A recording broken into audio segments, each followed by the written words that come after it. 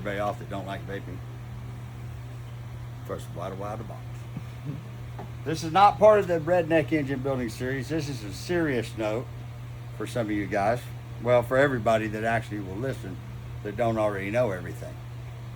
I have a saying anyway that those who think they know everything annoy the fuck out of us who do. So, a few simple things if you're going to do your own motor. Because this is not rocket surgery. It's pretty basic mechanic stuff.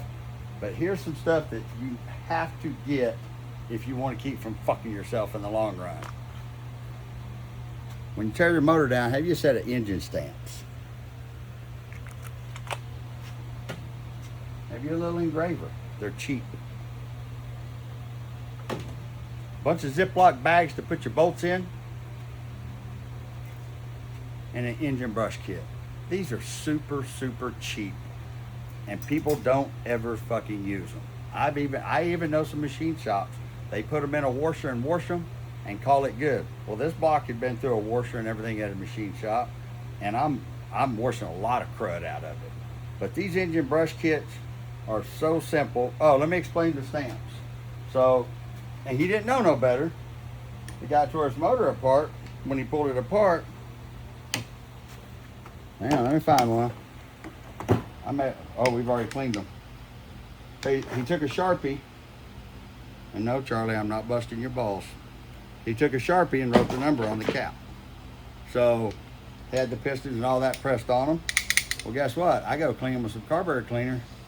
I got two of them that don't have no that don't have no marking on it. I caught that about the second piston in. Here's the thing, guys. It doesn't take any more time before you ever pull it apart to put a stamp on it. Can you see that 7? Mm-hmm. Roll the motor over, stamp the rods one at a time, and that way you always know, and always stamp it, by the way, on the bearing tang side. Because that's always going to, the bearing tang, because that's always going to go to the outside of the block. So that way you know, when you see your number and you go to stick it in the hole, some stuff that I think is common sense that everybody should know. I got a message the other day. The guy goes, man, I know you're not talking down to us, but some of us have never done this and we want to learn. So, like the engine brush kit, especially on these LSs, there are a lot of guys that's building these LSs in their garage. Here's the thing with the brush kit. Get you a spray bottle. Now, get you a chemical spray bottle. Don't go get your wife's fucking Windex bottle, because it will burn that shit up in 2 seconds. But the key to an engine is not only the machine work, but to be as clean as you can possibly get it. So, I mean, you brush out everything.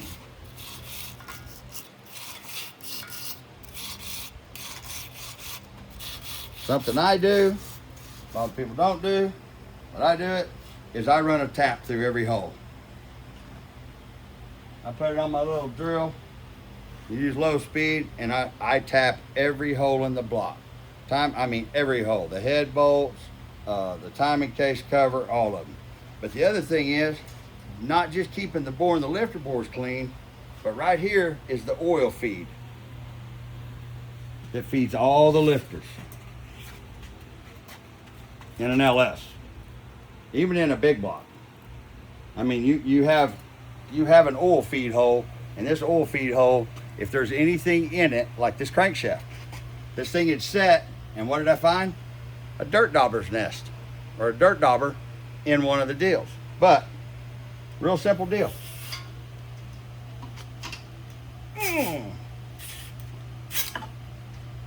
You don't want to just fall through there.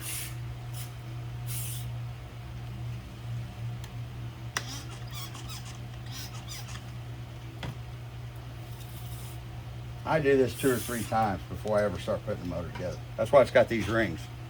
So you can pull that bitch back out. So you see that? I've already done this twice, and there's already some stuff that came out of it. So, washing these blocks out real good, washing all your parts real good, make sure everything's nice and clean.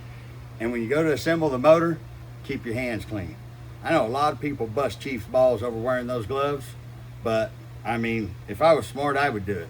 But when he's assembling a motor, he's wearing those gloves to keep from contaminating the bearings.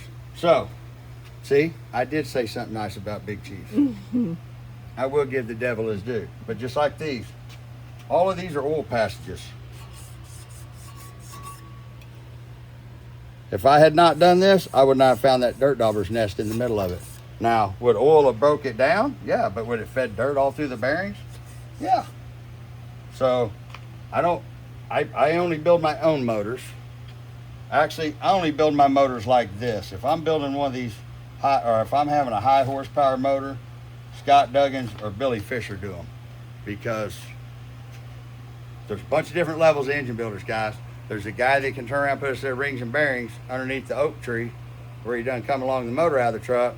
And then there's guys like Billy Fisher and Scott Duggins at Par and Billy Fisher at Straub and Fisher Race Engines. They're next level. I mean, they know everything, every tolerance, and how it all should be. So that's just a little, since I have done a bunch of redneck videos, I figured I'd do a good video to actually show you guys something. These brush kits you can buy on Amazon for like 80 bucks. It is the cheapest money you'll ever spend on your rebuild. All right, well, I gotta go back to building the motor.